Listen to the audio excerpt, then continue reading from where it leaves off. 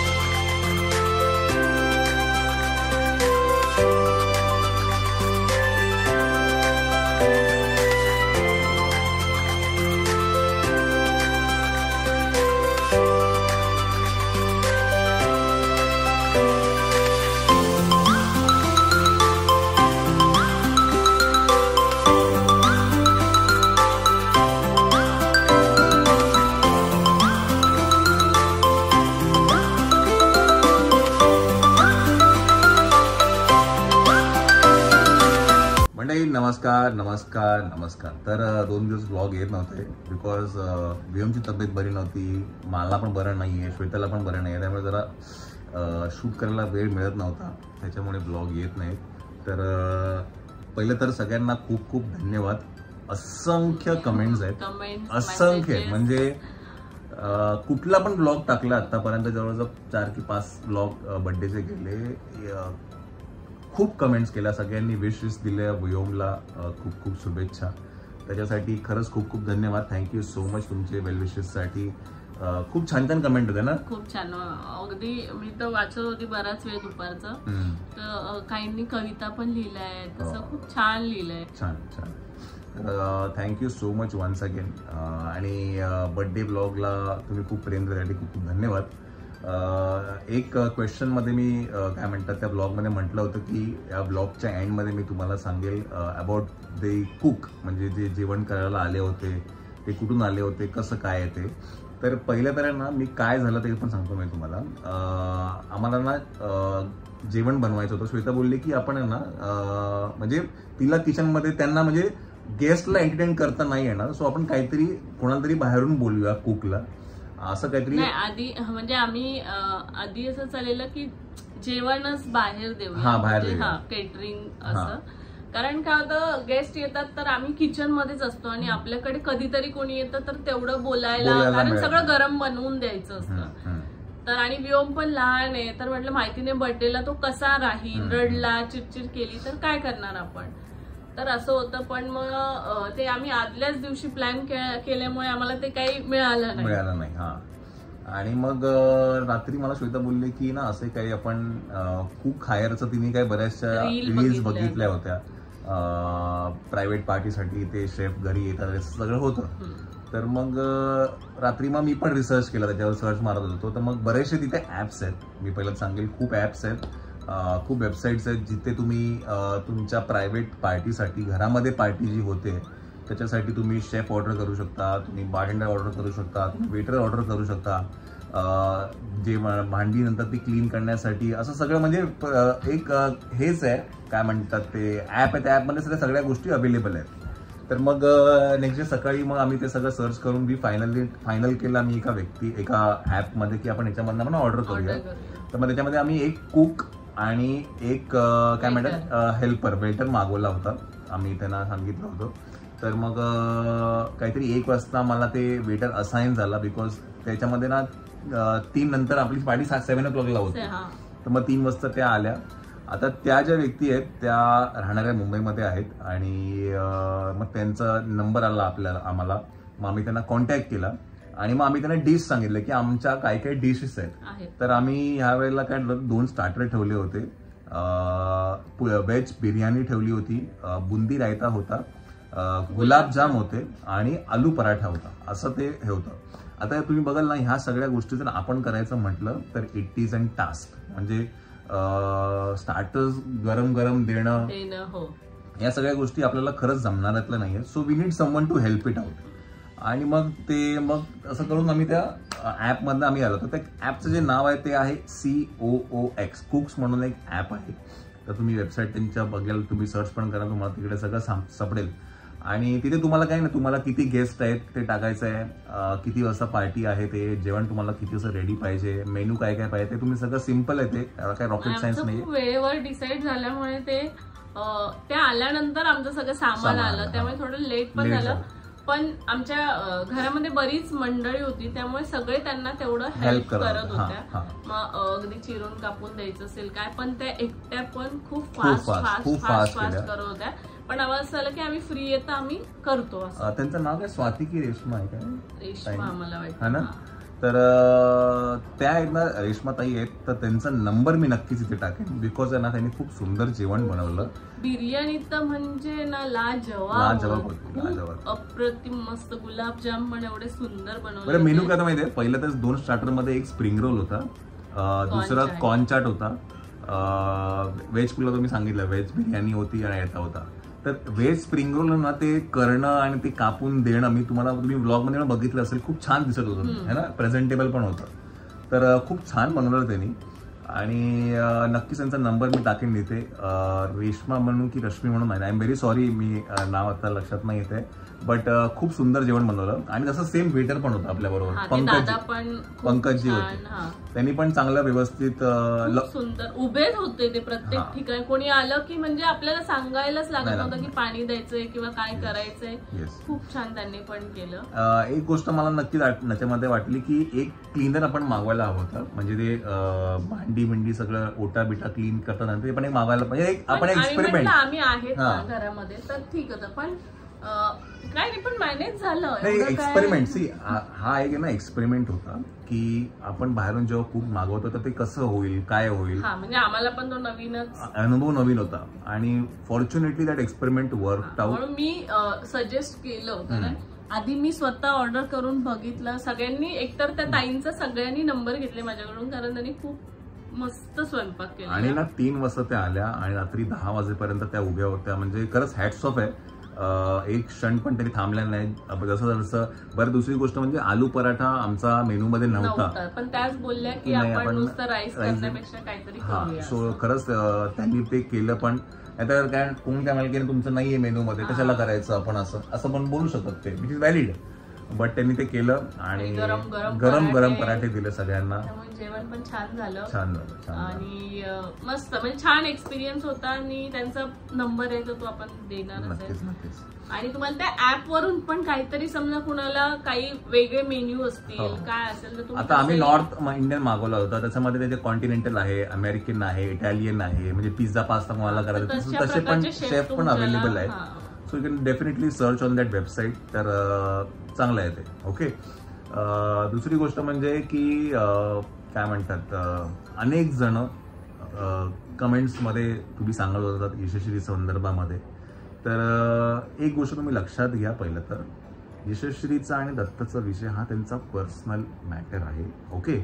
Yes, ते ब्लॉग्समध्ये दिसतात, ब्लॉग्समध्ये असतात, त्यांचं ते आयुष्य आहे.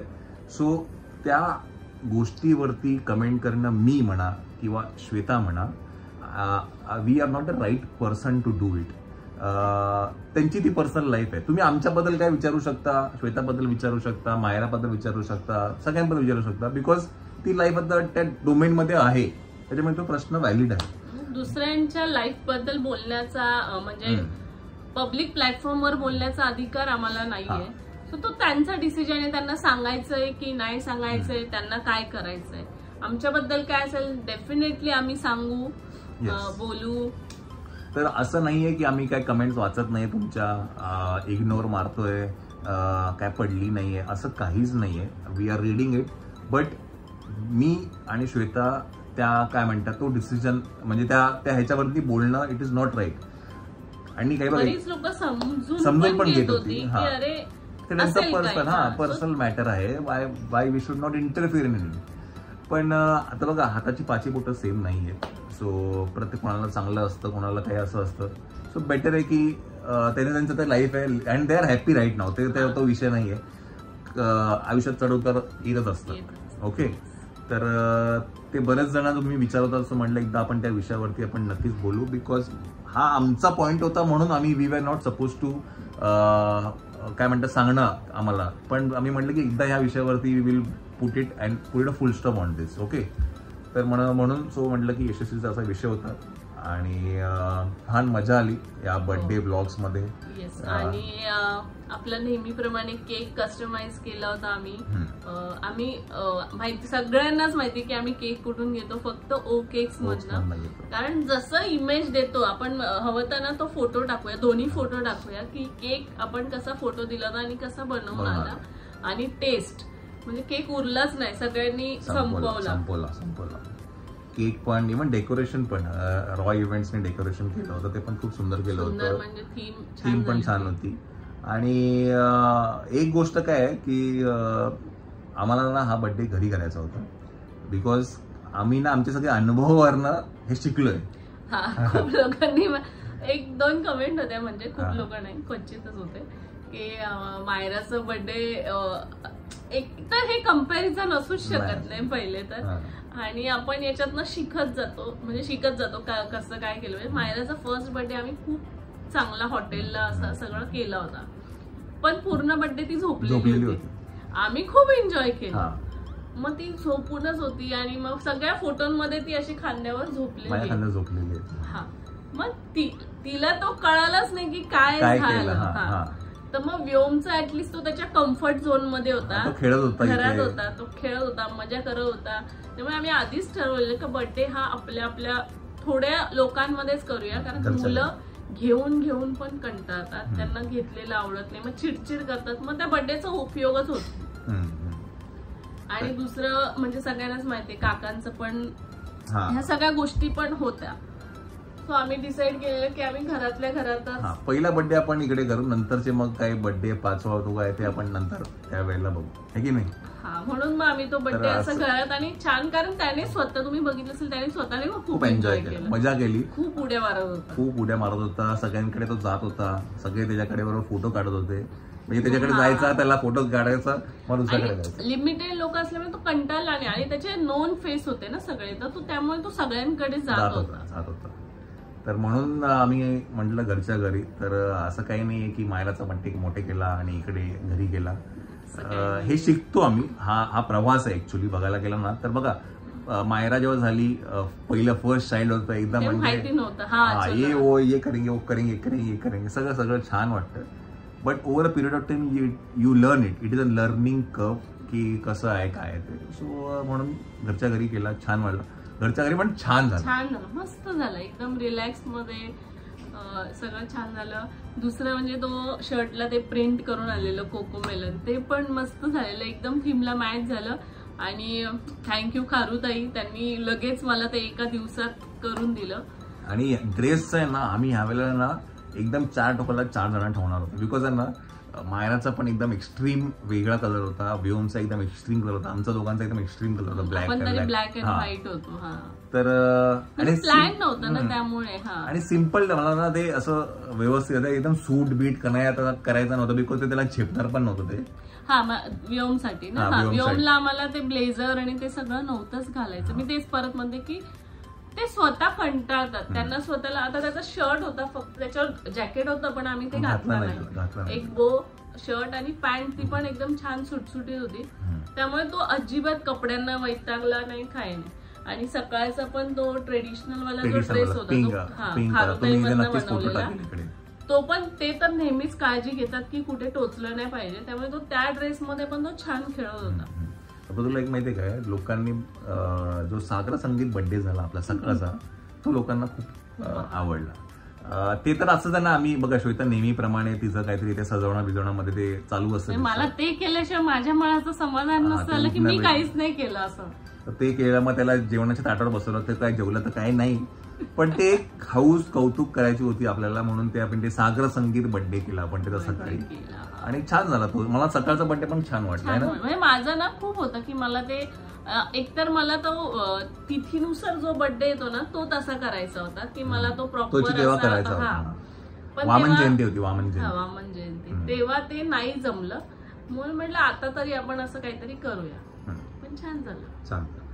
आणि सगळे मी खूप जणांनी विचारलं साक्षी का नव्हती, काकू का नव्हती, तर तुम्हाला माहितीये साक्षी दुकानात सध्या असते त्यामुळे तिला ते पॉसिबल नव्हतं. मग तिला, आणि ती सध्या तिने तिचं काम पण चालू केले आर्किटेक्टची, तर सो तिला ते दोन्ही मॅनेज करायचं असतं, त्यामुळे तिला ते पॉसिबल नाही झालं. निखिल अनुजा तर ऍक्च्युअली वर्किंग होतं, मंडे होतं, त्याच्यामुळे त्या दोघांना पण नाही जमलं. मी म्हटलं होतं, तर तो बोलला की मावशी आणि श्रद्धा येते, तर आम्हाला नाही जमलं, तर त्याच्यामुळे ते दोघं पण नव्हते. आणि अजून बरेच जण सगळे बाकी सगळे होते. तर असा सगळा हा सागर संगीत आणि काय म्हणतात छान बर्थडे झाला. तर परत एकदा thank you so much. N number of comments जेवढे पण म्हणजे त्या व्हिडिओ मी व्हॉट्सअपला इथे तिथे टाकले ना सगळे, आणि हा सेम मायराचा कॉपी सगळ्यांच्या, पण ऍक्च्युली म्हणजे माहिती नाही, पण मायरा पण अशीच म्हणजे बर्थडेला ती भले झोपलेली असेल पण ती अशी हे नव्हती चिरी. हा म्हणजे ती पण एन्जॉय करायची, तिला पाटावर बसवलं, उठणं लावलं, हे सगळं ती व्योमला नाही आवडलं. पण हा व्योमला ऍक्च्युली त्याच्याबद्दल मी सांगेल तुम्हाला, it is fine motor skills. तुम्ही म्हणा काही एका दोघांनी कमेंट पण केलं त्या गोष्टीमध्ये की तुम्ही त्याला ते करा, तर त्याला डेव्हलप होतं, लगेच एवढं पॉसिबल नाहीये ते की चरचरीत काही लागतं ना आपल्याला, तर ते लहान मुलांना आवडत नाही. So this are fine motor skills. मी वाचलंय या गोष्टीवरती, आणि it will develop over a period of time. कुठली नवीन गोष्ट जेव्हा तो हातात घेतो ना, तर ते त्याला कधी आवडतं कधी नाही आवडतं लहान मुलांना. तर त्याला ते मेसी नाही आवडत, अजिबात नाही आवडत. त्याला तोंडाला पण लागलं करत असं, जोपर्यंत आपण ते पुसत नाही, चिवळी असं हे करा नो. म्हणजे त्याला आमरस पण दिला होता, तेव्हा पण त्यांनी थोडं, तेव्हा तर कळतच नव्हतं, पण आता त्याला गव्हाचं पीठ असं कधी दिलं हातामध्ये त्याला नाही आवडत ते सगळं मेस करायला. ते खूप जणांना हा व्लॉग पण आवडतो, जे आपण सगळं शेवटी बसून सांगतो ना, ते आपण नेहमीच करतो ना. म्हणजे कुठेही काही फिरायला गेलो, कुठली काही सिरीज संपली, कुठलं काही संपलं की आपण एक क्वेश्चन आन्सर्स करतो, ते प्रत्येक ठिकाणी असतं. काय आहे ना, कमेंट मध्ये आहे ना क्वेश्चन्स खूप असतात, आणि it is not possible to reply आणि ते सगळं देणं. सो बेटर आहे की एका ब्लॉग मध्ये तुम्ही त्या प्रश्नांची सगळी उत्तरं द्या, व्हेरी सिम्पल. आणि तुम्हाला तुमच्या सगळ्या प्रश्नांची उत्तरं मिळतील, पण एका वेळेला. कधी कधी म्हणतात ना की तुम्ही यशस्वीचा विषय म्हटला की तुम्ही सांगितलं नाही, प्रत्येक प्रश्नाची उत्तरे मिळतील, योग्य वेळ असते.